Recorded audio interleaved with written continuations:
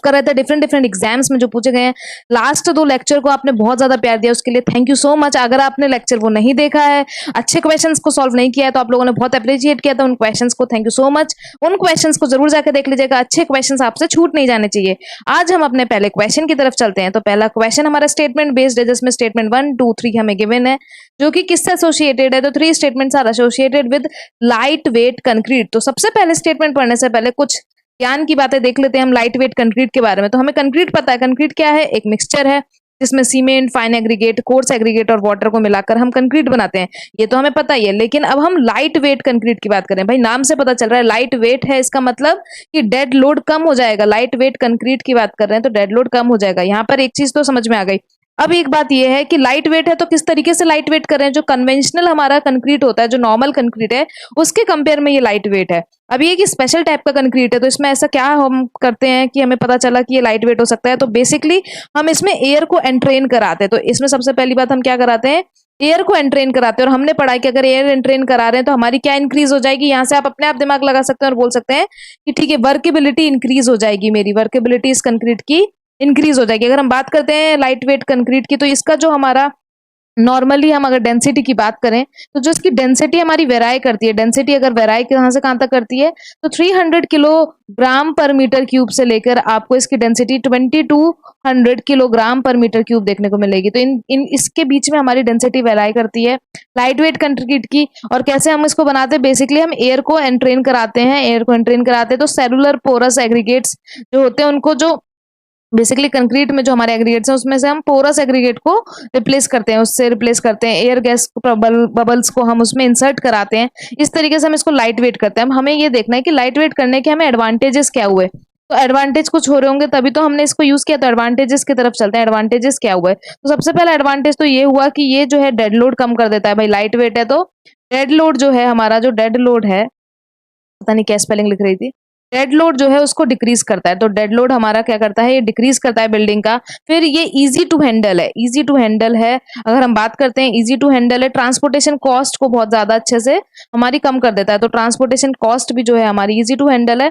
तो जो transportation cost है, जो यहाँ से एक जगह से दूसरी जगह ट्रांसपोर्ट करके हमें अपने कंक्रीट को प्लेसिंग करानी है, तो उसकी कॉस्ट को भी डिक्रीज कर देता है। वहीं पे अगर हम बात करें, अभी हम देख चुके हैं वर्केबिलिटी इंक्रीज करता है, क्योंकि हमने एयर को एंट्रेन कराया है, तो वर्केबिलिटी जो है हमारी वो इंक्रीज हो जाती है, वर्केबिलिटी को भी इंक्रीज करता है। वेल वहीं पर अगर हम बात करते हैं तो और हमें क्या देखने को मिलता है कि जो इसकी थर्मल कंडक्टिविटी है, जो थर्मल कंडक्टिविटी है बहुत ही कम होती है, मतलब एक तरीके से रेजिस्टेंस प्रोवाइड करता है। तो लोअर थर्मल कंडक्टिविटी, कंडक्टिविटी जो है तो लोअर है, इसका मतलब रेजिस्टेंस अच्छा खासा प्रोवाइड कर रहा है। कंडक्टिविटी लोअर है, रेजिस्टेंस ज्यादा होगा, तो कंडक्टिविटी जो है हमारी इसकी लोअर देखने को मिलती है, थर्मल कंडक्टिविटी।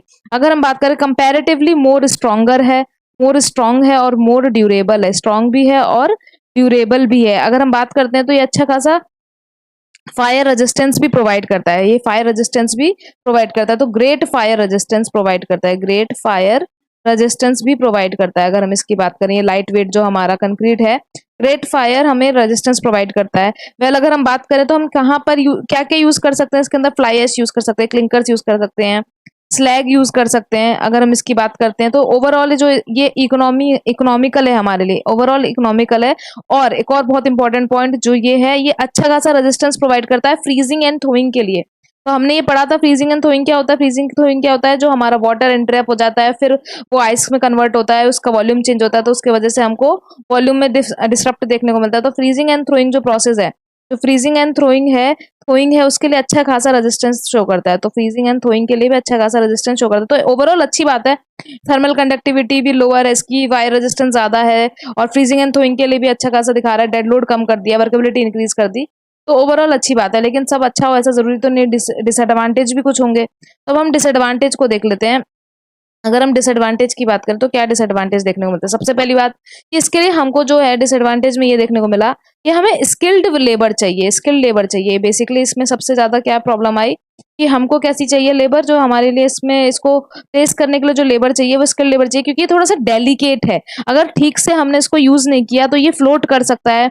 हमें इसमें जो है सेपरेशन देखने को मिल सकता है, जो एग्रीगेट्स हैं और जो सीमेंट मोटार है इनके बीच में सेपरेशन देखने को मिल सकता है। और सबसे बड़ी दिक्कत की बात क्या है कि लाइट वेट है, लाइट वेट है, इस वजह से डिफ्लेक्शन ज्यादा देखने को मिलता है। तो डिफ्लेक्शन जो है वो मोर है, सबसे इंपॉर्टेंट तो प्रॉब्लम यही है। तो डिफ्लेक्शन जो है वो मोर देखने को मिलता है लाइट वेट होने की वजह से। तो जो पॉइंट हमें डिस्कस करने चाहिए पहले स्टेटमेंट के लिए, पहले क्वेश्चन के लिए, वो हमने डिस्कस कर लिया। अब आराम से इस क्वेश्चन को रीड करिए, पॉज करिए और खुद आंसर करिए। पहला स्टेटमेंट कह रहा है कि resistance to freezing and throwing is greater due to the greater porosity of light weight aggregate. तो हमने अभी देखा जस्ट कि हम एक तो porous light weight aggregate use करेंगे। उसके बाद अगर हम बात करते हैं तो हमने ये भी देखा कि जो फ्रीजिंग एंड थ्रोइंग के लिए अच्छी खासी रेजिस्टेंस प्रोवाइड करता है। तो पहला स्टेटमेंट बिल्कुल करेक्ट है। दूसरा बोल रहा है for the same strength the deflection are lesser. ये पॉइंट हमारा गलत हो गया, डिफ्लेक्शन ज्यादा देखने को मिल रहा था, तभी तो ये हमारे डिसएडवांटेज में कंपेयर किया गया था। तो स्टेटमेंट 2 हमारा रॉन्ग हो गया। For the same strength the deflections are lesser in light weight concrete, बिल्कुल गलत, कंपेयर टू नॉर्मल कंक्रीट। वहीं पे थर्ड स्टेटमेंट की बात करते हैं। वो बोल रहा है कि fire resistance is greater because light weight aggregates have tender tendency to spill. बिल्कुल सही बात, फायर रेजिस्टेंस भी ग्रेटर था और जो हमारी थर्मल कंडक्टिविटी थी वो भी लोअर थी। तो ये स्टेटमेंट के लिए हमने जो जो इन्फॉर्मेशन देखी है लाइट वेट एग्रीगेट के बारे में, जो भी लाइट वेट कंक्रीट के बारे में जो भी इन्फॉर्मेशन देखी बहुत इंपॉर्टेंट है, अपने नोट्स में इसको जरूर इंक्लूड कर लीजिएगा।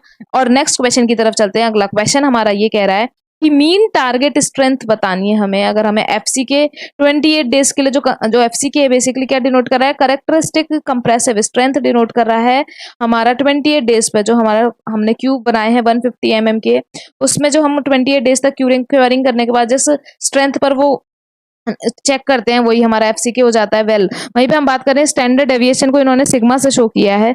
अब वो बोल रहे हैं कि जो फॉर्मूला है वो बताना है आपको, जो टारगेट स्ट्रेंथ जो होता है हमारा उसका। तो अगर हम टारगेट स्ट्रेंथ की बात करते हैं, एफटी की बात करते हैं, तो ये होता है हमारा एफसीके प्लस 1.65 सिग्मा, जहां पर हमें पता है एफसीके क्या है, हमारा कैरेक्टरिस्टिक कंप्रेसिव स्ट्रेंथ है। और अगर हम बात करते हैं सिग्मा की, तो सिग्मा हमारा क्या हो जाएगा, ये स्टैंडर्ड डेविएशन होता है। स्टैंडर्ड डेविएशन होता है और इसकी वैल्यू हमारी वेराई करती है। तो स्टैंडर्ड डेविएशन की जो वैल्यू है M10 से लेके M15 तक के लिए, M10 से लेके M15 तक के लिए हमारी वैल्यू होती है 3। सिग्मा की वैल्यू स्टैंडर्ड डेविएशन जो है M20 से लेके M25 तक हमको वैल्यू देखने को मिलती है 4। और अगर M30 से लेके M50 तक की बात करते हैं, जो M30 से लेके M50 जिसमें 35, 40, 45, 50 तक की बात करें, तो सिग्मा की वैल्यू हमारी 5 हो जाती है। तो बस हमें एफसीके की वैल्यू गिवन होगी, एफसीके की वैल्यू गिवन होगी, सिग्मा की वैल्यू हम उस M20 M30 क्या है उसके हिसाब से लगा लेंगे और वैल्यू पुट करेंगे तो हमें टारगेट मीन स्ट्रेंथ हमें मिल जाएगा। नेक्स्ट क्वेश्चन की तरफ चलते हैं। अगला क्वेश्चन है कि the process of applying cement motor under pressure through nozzle. तो नोजल के थ्रू जो हम प्रोसेस करते हैं अप्लाई, बेसिकली जो सीमेंट मोटार को हम अंडर प्रेशर एक नोजल के थ्रू अप्लाई करते हैं, उस प्रोसेस को क्या बोला जाता है। वैसे ही क्वेश्चन इंपॉर्टेंट, इतना इजी है, आप लोग आराम से आंसर कर देंगे। तो इसका आंसर होता है गंटिंग। हमारा जो प्रोसेस होता है इसको हम गंटिंग कहते हैं। बेसिकली इसमें क्या होता है, एक सीमेंट गन के थ्रू हम अंडर प्रेशर इसको जो है हम कंक्रीट को प्रोवाइड करते हैं। जब ये कब का प्रोवाइड किया जाता है, जब हमारा जो कंक्रीट है वहां पर डैमेज हो जाए, किस किस की वजह से, फायर के वजह से डैमेज देखने को मिल रहा है, अर्थक्वेक के वजह से डैमेज देखने को मिल रहा है, या फिर किसी भी केमिकल के वजह से, हमें किसी केमिकल के वजह से डैमेज देखने को मिलता है, तो हम सीमेंट गन जो होता है उसके थ्रू हम प्रेशर अप्लाई करते हैं और फिर हम वहां पर मोटार या फिर कंक्रीट है जो उसको अप्लाई करते हैं। वेल यहाँ पे एक और हमारे पास टर्म है जो कि प्री स्ट्रेसिंग है। प्री स्ट्रेसिंग क्या है, इसमें हम इंट्रोडक्शन करते हैं कॉम्प्रेसिव फोर्स का। तो ये बेसिकली क्या है, इसमें हम एक कॉम्प्रेसिव फोर्स का इंट्रोडक्शन करते हैं, कॉम्प्रेसिव जो फोर्स है हमारा उसका इंट्रोड्यूस कराते हैं, इंट्रोडक्शन करते हैं। वेल टेंसाइल स्ट्रेंथ जो होती है, जो हमारी टेंसाइल स्ट्रेंथ है, लोड के वजह से जो टेंसाइल स्ट्रेंथ हो रही है उसको काउंटरएक्ट करने के लिए जो कंप्रेसिव स्ट्रेंथ को हम इंट्रोड्यूस कराते हैं, उसी मेथड को हम प्री स्ट्रेसिंग कहते हैं। अब दो मेथड से प्री स्ट्रेसिंग कर सकते हैं, एक होता है हमारा प्री टेंशनिंग और एक होता है हमारा पोस्ट टेंशनिंग। एक पहले हम प्री टेंशन कर लें या फिर हम उसके बाद टेंशन में प्रोवाइड कर दें, तो प्री टेंशनिंग और पोस्ट टेंशनिंग। तो प्री स्ट्रेसिंग क्या हुआ, ये मेथड है जिसमें हम कॉम्प्रेसिव फोर्स को इंट्रोड्यूस कराते हैं, किसको टैकल करने के लिए, जो हमारा लोड की वजह से टेंसाइल स्ट्रेंथ प्रोड्यूस हो रहे हैं उसको हम काउंटरएक्ट करने के लिए जो हमने कॉम्प्रेसिव फोर्स को इंट्रोड्यूस कराया उस प्रोसेस को हम प्री स्ट्रेसिंग कहते हैं। वहीं पर हम स्क्रीडिंग की बात करें तो ये एक प्रोसेस है जो फ्लैटन करता है हमारे कंक्रीट सरफेस को into smooth and flat layer. तो हम स्क्रीडिंग प्रोसेस की बात करते हैं। स्क्रीडिंग प्रोसेस की बात करें तो ये क्या है, ये एक प्रोसेस है जिसमें हम जो हमारा कंक्रीट का सरफेस है उसको स्मूथ करते हैं, फ्लैट लेयर करते हैं फ्लैटन करने के लिए। बेसिकली अगर हम बात करें तो ये फर्स्ट स्टेप होता है हमारे फिनिशिंग कंक्रीट करने का। तो जो फिनिशिंग कंक्रीट करते हैं उसमें 3 स्टेप होते हैं। तो जरा आप कमेंट सेक्शन में बताइए, फर्स्ट स्टेप तो मैंने बता दिया स्क्रीडिंग होता है, इसके बाद कौन सा होता है और लास्ट कौन सा होता है। 3 स्टेप होते हैं, आप जरूर बताइएगा कमेंट सेक्शन में। वेल अगले क्वेश्चन की तरफ चलते हैं। नेक्स्ट क्वेश्चन कह रहा है aerated concrete is produced by adding the following in the concrete. तो एरेटेड कंक्रीट हमने अभी देखा था, ये भी एक तरीके का क्या है, लाइट वेट कंक्रीट। ये भी हमने देखा कि लाइट वेट कंक्रीट बेसिकली बन कैसे रहते हैं, वो कंक्रीट जिसमें हम जो एयर है उसको एंट्रेन करा रहे थे, तो ये एक तरीके का क्या है, लाइट वेट कंक्रीट है, हमारा स्पेशल काइंड ऑफ कंक्रीट है। तो एरेटेड कंक्रीट के लिए जो हम क्या इसमें से ऐड करते हैं, मैग्नीशियम सल्फेट को, पाउडर्ड एल्यूमिनियम को, सोडियम नाइट्रेट को या फिर जंग सल्फेट को। तो सबसे पहली बात कि एरेटेड कंक्रीट हमारा कैसे हमें ऑब्टेन होता है, जब हम गैस के बबल्स को इंट्रोड्यूस करा देते हैं सीमेंट और जो हमारा सैंड मोर्टार है उसके अंदर जब हम इंट्रोड्यूस कराते हैं तो हमारा एरेटेड कंक्रीट मिलता है। वर्केबिलिटी इंक्रीज हो जाती है, और भी जो फायदे हैं वो हम अभी स्टार्टिंग में देख सकते हैं। तो हमने देखा कि वर्केबिलिटी इंक्रीज हो जाती है। अब यहाँ पर हम बात करें तो किस तरीके से फॉर्म करते हैं, तो हमारे पास फाइनली जो हमारे पास फाइन पाउडर मेटल होता है जो कि हमारा पाउडर एल्यूमिनियम है। तो बेसिकली इस क्वेश्चन का आंसर हो जाएगा ये पाउडर एल्यूमिनियम। पर होता क्या है कि फाइन हमारे पास फाइन पाउडर मेटेरियल होता है जो कि एल्यूमिनियम पाउडर होता है। जब हम उसको स्लरी में मिलाते हैं तो वो जो हमारा स्लरी है उसके अंदर कैल्शियम हाइड्रोक्साइड जो होता है, कैल्शियम हाइड्रोक्साइड जो है उससे जाके रिएक्ट करता है, और फिर हमारे रिएक्ट करने के बाद आपको वहां से हाइड्रोजन गैस लिबरेट होते हुए दिखेगी। तो बेसिकली हाइड्रोजन गैस जब लिबरेट होती है इस प्रोसेस के थ्रू हाइड्रोजन गैस हमारी लिबरेट होती है।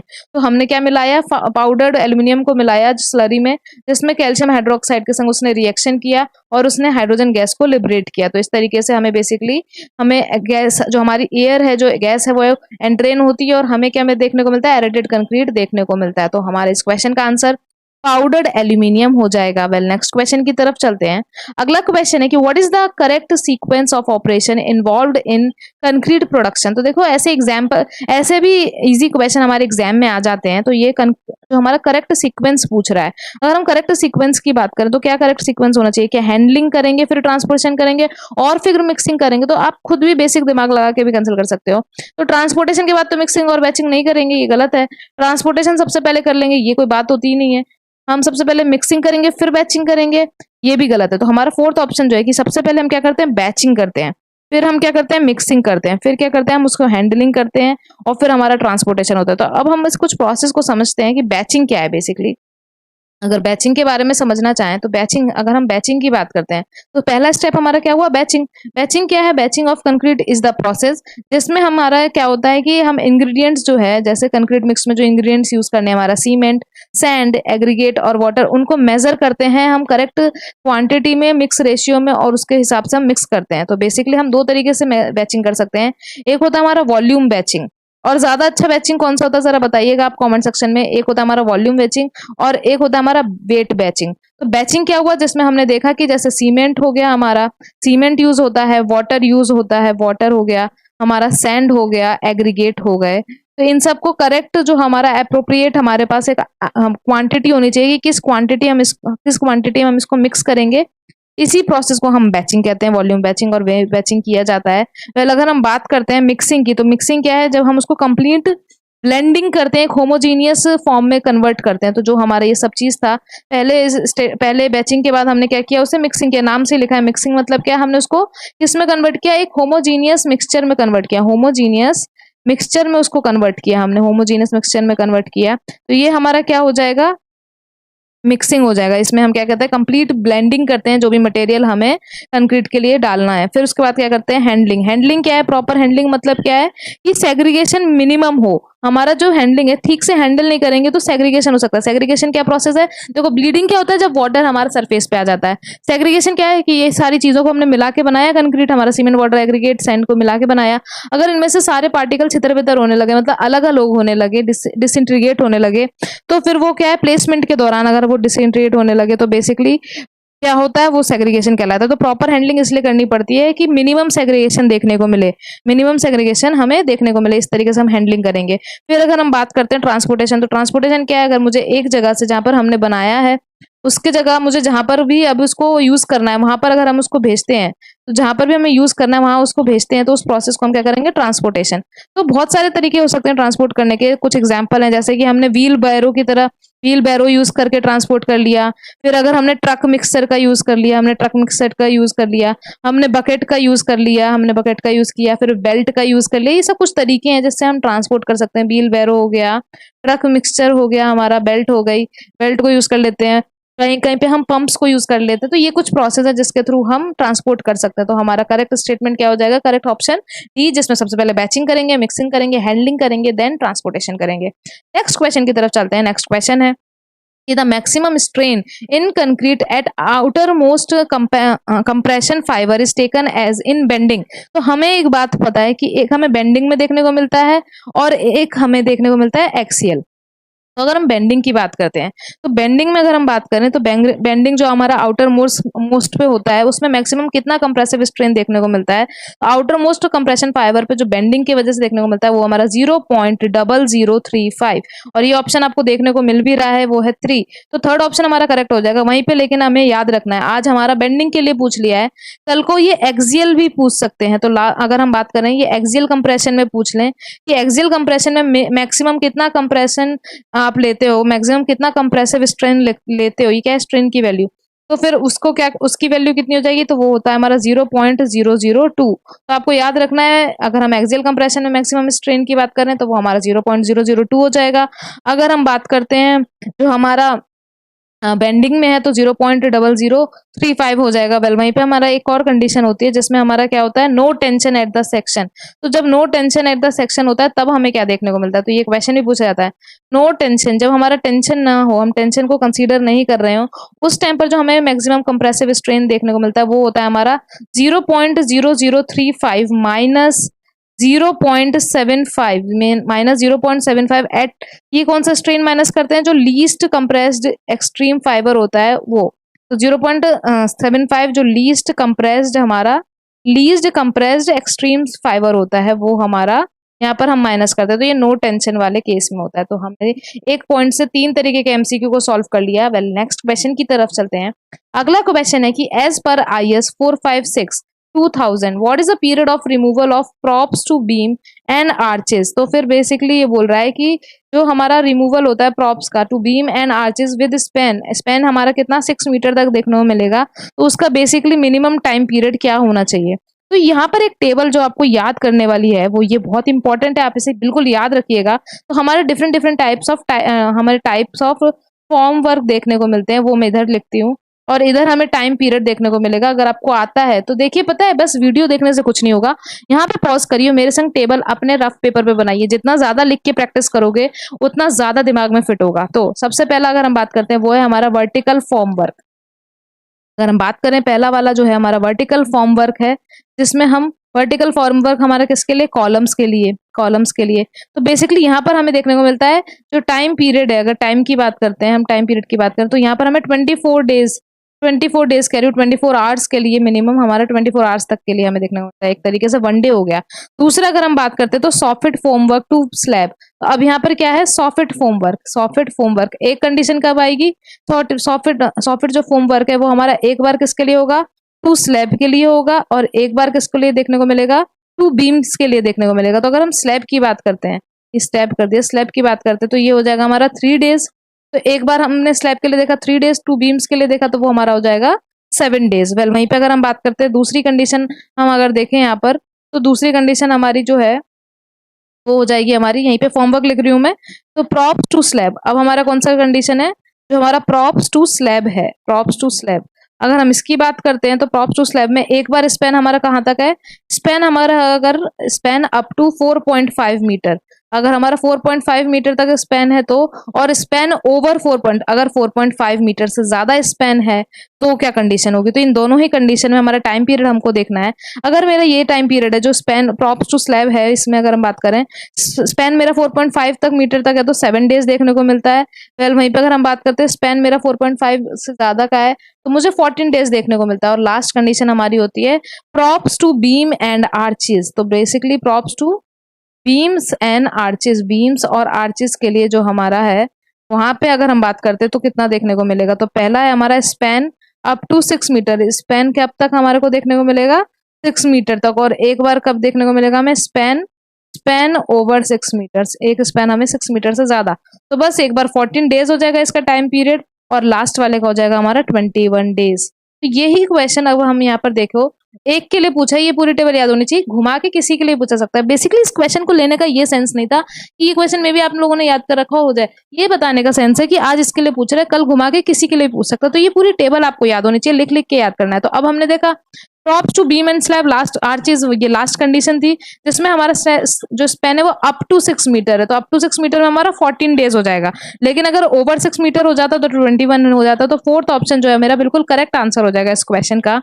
अगले क्वेश्चन की तरफ बढ़ते हैं। अगला क्वेश्चन है कि the main reinforcement of RC slab consists of 10 mm bars at spacing of 10 centimetre. तो 10 mm बार्स जो है, केस वन मेरा कह रहा है, केस वन कह रहा है भाई कि जो 10 mm की बार्स आपने यूज किए, 10 mm की बार्स यूज करी हैं कितनी स्पेसिंग पे, एट द रेट 10 सेंटीमीटर की स्पेस पे, सेंटर टू सेंटर। फिर अगर मैंने डिजायर कर रही हूँ, मेरा मन कर रहा है कि मैं इसको चेंज करना चाहती हूँ भाई, अब चेंज करना चाहती हूँ, बोर हो गई एक ही कंडीशन से। तो अब हमारा क्या मन कर रहा है, 10 mm की बार्स को 12 mm की बार से हम मतलब रिप्लेस करेंगे। तो 12 mm की बार से मैंने इसे रिप्लेस किया, तो कितनी स्पेसिंग मुझे जरूरत होगी अगर 12 mm की बार को मैं यूज कर रही हूँ। तो देखिए, वैसे तो हमें पता है, हम पहले एरिया निकालेंगे, फिर हम क्या करते हैं, एरिया को जो स्पेसिंग है उससे डिवाइड करो, तो ये फिर एक 1 मीटर के लिए निकालो, वो बहुत लॉन्ग प्रोसेस है। पेपर में हमको टाइम उतना मिलेगा नहीं, तो शॉर्टकट जो है वो याद रखिए, वो उस फॉर्मूले से ही आता है। शॉर्टकट क्या कहता है, शॉर्टकट कहता है कि जो आपका स्पेसिंग है, वो जो स्पेसिंग है उसको एरिया क्या होता है हमारा, अगर एरिया की बात करते तो ये हो जाएगा π/4 और डायमीटर का स्क्वायर। तो बेसिकली ये हमें देखने को मिलता है कि जो S1/S2 है, सपोज मैंने किया S1/S2, S1/S2 is equal to हो जाएगा मेरा डायमीटर का स्क्वायर। अब हमें ये याद रखना है कि डायमीटर हमारा जो है वो हमारा इनवर्सली प्रोपोर्शनल होगा या फिर हमारा डायरेक्टली प्रोपोर्शनल होगा। तो आपको यहाँ देखने को मिलेगा, अगर S1 है तो S1 के सामने D1 लिखिए, S2 है तो S2 के सामने D2 लिखिए। वैल्यू को पुट करते हैं, अगर हमें S2 की वैल्यू निकालनी है तो S2 यहाँ पर हो जाएगा मेरा, S2 को उधर भेज देते हैं और यहाँ हो जाएगा S1 multiply by D2 upon D1 का स्क्वायर। ये हो जाएगा हमारा फॉर्मूला। बस अब वैल्यू को पुट करना है। तो S1 मेरा कितना गिवन है, S1 मेरा गिवन है, S1 की बात कर तो वो गिवन है मेरे को 10, और यहाँ पर अगर मैं बात करती हूँ, यहाँ पर अगर बात करे जाए तो यहाँ हो जाएगा बेसिकली 12/10 का होल स्क्वायर, 12/10 का होल स्क्वायर। अब मुझे एक बात पता है, 10 मल्टीप्लाई बाय 144, 12 का स्क्वायर होता है 144, 100 नीचे, एक से ये 0 से 0 कैंसिल और ये हो जाएगा मेरा 14.4 सेंटीमीटर, क्योंकि सेंटीमीटर में था, mm से mm तो कैंसिल हो गया, सेंटीमीटर में मुझे देखने को मिल रहा था स्पेसिंग, तो मेरा हो जाएगा थर्ड ऑप्शन बिल्कुल करेक्ट। ये जो हमारा शॉर्ट ट्रिक है, ये याद रखना है आपको कि जो स्पेसिंग है वो डायरेक्टली, बेसिकली जहां पे स्पेसिंग अगर 1 ऊपर है तो जो मेरा वो सामने है वो डायमीटर भी है, वो 1 का ही केस 1 का ही लेंगे और उसका स्क्वायर हो जाएगा। तो ये आपको याद रखना है। वेल, अगले क्वेश्चन की तरफ चलते हैं। अगला क्वेश्चन है कि the recommended imposed load on staircase in residential building as per IS 875। IS 875 किस चीज को डिस्क्राइब करता है, कमेंट सेक्शन में बताइएगा। वेल, वहीं पर अगर हम बात करते हैं तो recommended imposed load on staircase in residential building. तो स्टेयरकेस जब रेसिडेंशियल बिल्डिंग में रहती है तो हम कितना इम्पोज लोड यूज कर सकते हैं, उसके बारे में बात हो रही है। तो सबसे पहली बात, कुछ डाटा आपको याद रखना है। सबसे पहली बात, रूम्स, अगर हमारे रूम है और किचन है तो मुझे कितना लोड देखने को मिलेगा। भाई रेसिडेंशियल बिल्डिंग में हमें क्या क्या देखने को मिलता है, रूम्स और किचन है तो कितना लोड देखने को मिलेगा। अगर मेरे टॉयलेट्स हैं, जो वॉशरूम है, मतलब एक तरीके से जो टॉयलेट्स हैं, या फिर हमारा बाथरूम है तो उसका कितना लोड हमें देखने को मिलता है।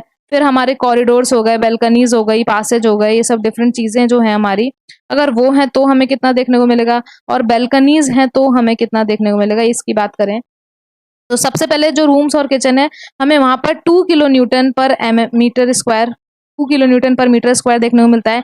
टॉयलेट और बाथरूम की बात करते हैं तो 2 किलो न्यूटन पर मीटर स्क्वायर देखने को मिलता है। या कॉरिडोर की बात करें, याद रख सकते हैं आप, देखिए तो बेल्कनीज हो गया हमारा, अगर हम स्टेयर केस की बात करें, बेल्कनीज हो गया, स्टेयर केस हो गया, कॉरिडोर्स हो गए, तो कॉरिडोर्स हो गए, स्टेयर केस हो गए, ये सब जो है बालकनीज, कॉरिडोर्स, स्टेयर केस, जो आप इन्हें याद रखोगे, स्टोर रूम्स हो गए, तो ये हमारे क्या हो जाते हैं 3 किलो न्यूटन पर मीटर स्क्वायर।